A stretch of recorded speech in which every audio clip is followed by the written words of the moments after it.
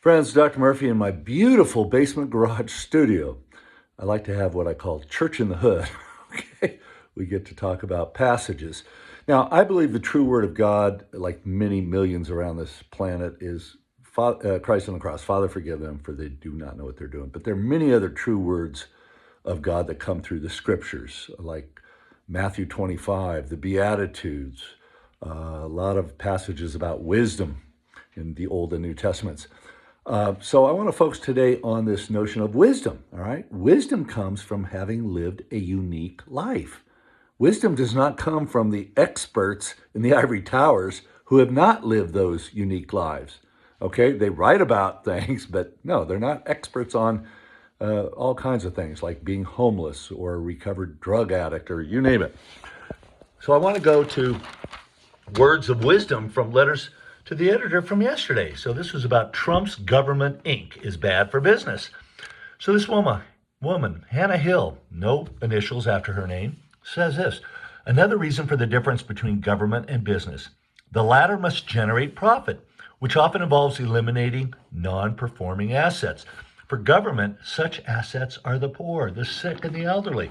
She's just paraphrasing Matthew 25 and the Beatitudes.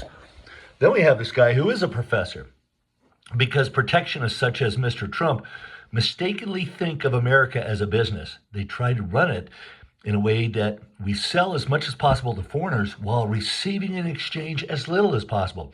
These protectionists don't see that by artificially reducing our access to goods and services, they reduce our standard of living and make our economy less successful. That's how it may play out when Trump thinks he can run our country as if it's his own business. Now, let me end with one by a professional journalist, Joseph Epstein, because this is fun history. Enough with changing the clock. We can live without the hours of daylight that it saves for us. In 44 BC, the year he was assassinated, Julius Caesar changed the name of the month to Quintilis, to July, after himself.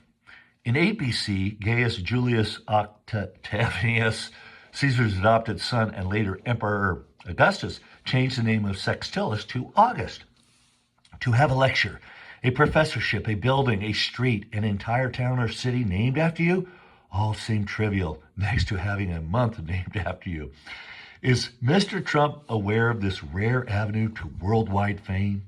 If he is, one imagines him at night in bed, a wide smile spread across his face, thinking, how nice that Valentine's Day falls in Trump-uary.